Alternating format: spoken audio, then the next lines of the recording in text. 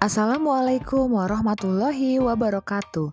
Jumpa lagi anak-anak bersama Ibu Mela Septianingsih dari SDN Bujang Gadung.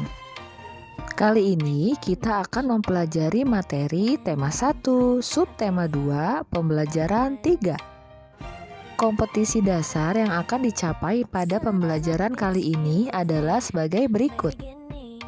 Untuk tujuan pembelajaran adalah sebagai berikut.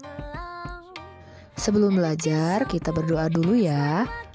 Bismillahirrahmanirrahim. Allahumma inni as'aluka rizqan thayyiban wa ilman nafi'a wa amalan mutaqabbala. Amin ya rabbal alamin. Anak-anakku sekalian, perhatikanlah gambar binatang berikut ini. Gambar apakah itu? Ya betul, itu adalah gambar kucing, gambar burung, dan gambar hewan platypus. Hewan-hewan tersebut memperbanyak dirinya dengan cara berkembang biak. Ada yang tahu mereka berkembang biak dengan cara apa? Ya betul, ada ovipar, vivipar, dan ovovivipar. Itu dinamakan perkembangbiakan hewan secara generatif dan sudah kita pelajari pada pertemuan sebelumnya.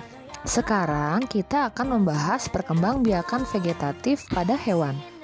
Kalian bisa buka buku penunjang penerbit Quadra pada halaman 89. Di situ ada bacaan teks berjudul Perkembangbiakan Vegetatif pada Hewan. Perkembangbiakan vegetatif adalah cara berkembang biak tanpa adanya peleburan sel kelamin jantan dan betina dan berasal dari satu induk saja. Jadi, hewan bukan hanya berkembang biak secara generatif saja, tetapi juga secara vegetatif. Perkembangbiakan secara vegetatif terjadi pada hewan tingkat rendah dan dibagi menjadi 3, yaitu membelah diri, kedua, fragmentasi, dan yang ketiga, tunas. Yuk kita bahas satu persatu. Pertama, membelah diri. Membelah diri biasanya terjadi pada hewan protozoa atau hewan bersel satu seperti amuba, paramecium, dan euglena. Kedua, fragmentasi. Hampir sama dengan berkembangbiakan membelah diri, tetapi dilakukan dengan pemotongan tubuh. Meski demikian, ukuran tubuh induk dan anaknya dapat dibedakan. Hewan yang berkembang biak dengan cara fragmentasi memiliki kemampuan regenerasi yang tinggi. Contohnya, cacing pipih planaria dan bintang laut. Ketiga, tunas. Tunas merupakan anak yang muncul dari bagian tubuh induk pada bagian samping. Setelah tunas tersebut tumbuh dewasa, maka akan memisahkan diri dari induknya untuk berkembang menjadi individu yang baru. Hewan yang berkembang biak dengan cara tunas adalah hidra dan anemon laut. Yuk sekarang carilah contoh hewan lain yang berkembang biak secara vegetatif dari berbagai sumber. Kerjakan di halaman 89 buku penunjang penerbit Quadra 6A. Anak-anakku sekalian, ada hewan yang dijadikan sebagai hewan nasional suatu negara. Selain bunga nasional, Indonesia juga memiliki 3 satwa atau fauna nasional yang menjadi maskot bangsa Indonesia. Hewan-hewan itu adalah sebagai berikut. Pertama, komodo. Komodo merupakan satwa nasional Indonesia. Komodo merupakan satwa darat yang sudah sangat populer di Indonesia, bahkan di mancanegara.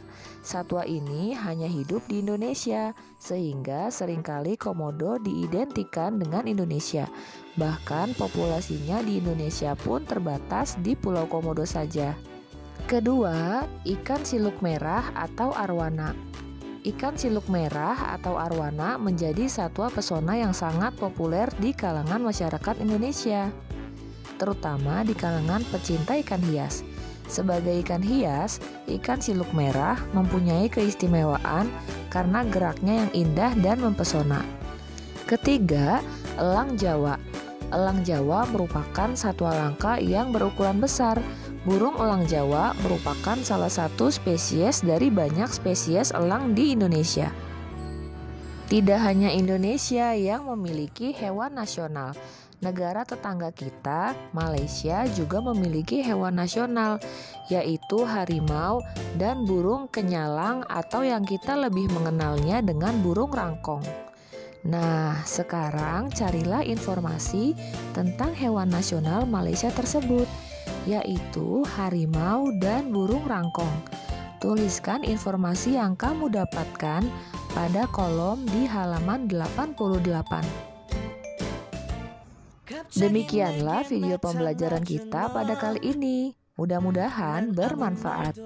Jangan lupa untuk like, komen, dan subscribe channel Bu Guru ini. Terima kasih. Wassalamualaikum warahmatullahi wabarakatuh.